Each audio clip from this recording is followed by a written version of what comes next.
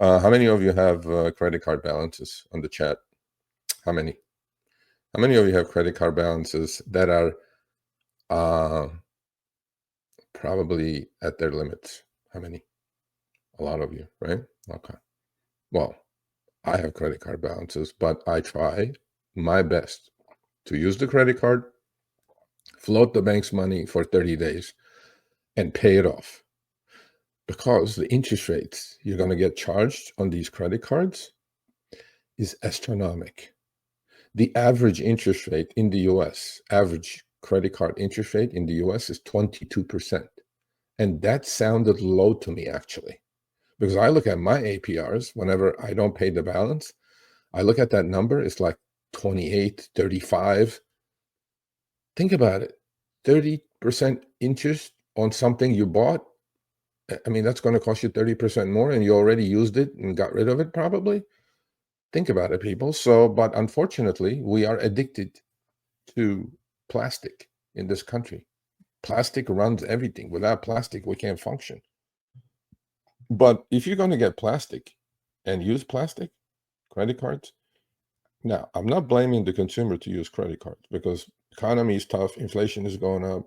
Certain things we'll have to use our credit cards, obviously, and then hopefully pay the balance at the end of the month. But the news is not looking good. Credit card balances in this country are at an all-time high. And why is that bad for the economy? Potentially, is because 80% of our GDP, that $27.3 trillion, is consumer spending. And most of it is happening on plastic, right? I mean, we're a cashless society. I mean, when was the last time you just took out cash and paid, with cash for something? I don't honestly remember it. We all have it on our Google Pay, Apple Pay, beep, done. So we don't see the money going in and out, right? We get, let's say, auto deposits from our W-2. If we have a W-2, auto deposits to our bank account. We don't see dollars anymore, right? That's all intentional, I think. It's just like when you go to Vegas. When you go to a casino, you put the cash down, they give you chips. Chips in your hand don't feel like it's money, right? That it just creates this illusion that it's just chips. No, it's cash. And but when we are using plastic, we need to be really, really careful about creating this bad habit of addiction, because most of us are, let me just buy this thing. Well, when your GDP depends 80% on consumer spending, they have to make you spend. They have to make you spend money. They have to. You have to keep the ball rolling, because if the consumer stops spending, the economy tanks. And at the moment, this is the picture. Well, I'll share it with you all. Here's the picture. You guys see this? Called FRED, Federal Reserve Economic Data. I mentioned this a million times. You all can go to their website. It's public information. You can check this out. You guys see where I circled this in an oval? That's the credit card, consumer credit card debt, people. Look at that. Look at the chart. By the way, that got really good during the pandemic because we were cooped in our houses. Government was printing money, 7 trillion worth, sending it to everybody. We, in fact, paid down our credit card debt. But as soon as the pandemic ended, right here, see this little, see this little hiccup right here? And then look where we are now. We're right back to the disease. U.S. credit card debt is up 51 billion over the last year to a record 1.909 trillion. This brings total credit card debt up 344 billion over the last 4 years. The average interest rate, there it is. The average interest rate on this debt reached 22%, near an all-time high. Okay, so if Fed is cutting the rates, why are these rates not coming down? See what the game we're playing here? We raise the rates, banks immediately raise the rates, and when the Fed starts cutting the rates, there is a lag. Banks wait and wait until they have to. They don't do anything about it.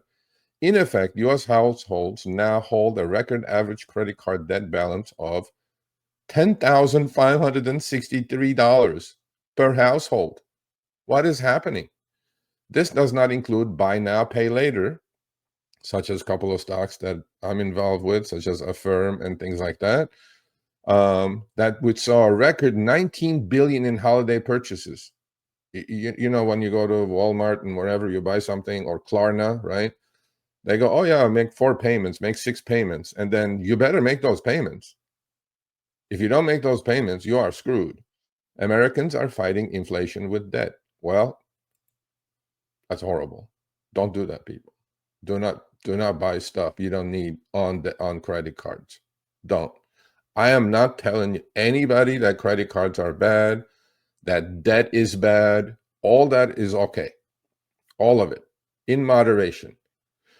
If you have credit cards, well, you have to have good credit, you have to have open credit accounts so you can spend the money, you pay it, you spend it. There's a history established, just like with your mortgage. That's how you get more credit. Credit is a wonderful thing.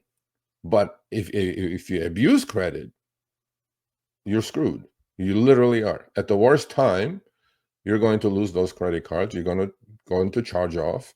You're going to default. And then to rebuild that back to where you were is going up the mountain. It's literally ridiculously impossible. Okay? So please use credit wisely. I'm not telling anyone not to use it. So, you know, there's a gentleman on YouTube, he hates debt. I go, okay, but debt is a good thing. But debt, the way government's doing debt, is a horrible thing. Okay? Debt in these households, each household's up to over $10,000 in credit card debt, paying on average 22% interest rates on that, is extra horrible. So I am urging, you know, please don't use credit cards for stuff you don't need to buy. Don't buy stuff on impulse on credit cards. You know, have a debit card. If you have the cash, buy it. If you don't have the cash, look, I'm not telling you, like, if you have a major purchase to do, you're going to buy a refrigerator. Yeah, you're going to use it for 10 years. Yeah, go put it on your Best Buy credit card, and I'm sure they have some deals, and then make your payments in time. But try to avoid paying the banks 22 to 35% interest. Banks are rich enough, and they will hook you with it, and they will send you more credit cards. If you're credit good, they will send you, and then pretty soon you'll have like a row of 20 credit cards with $10,000 limits on it, and you're thinking, I made it. Yeah, there's the other side of the coin on that. So please don't do it.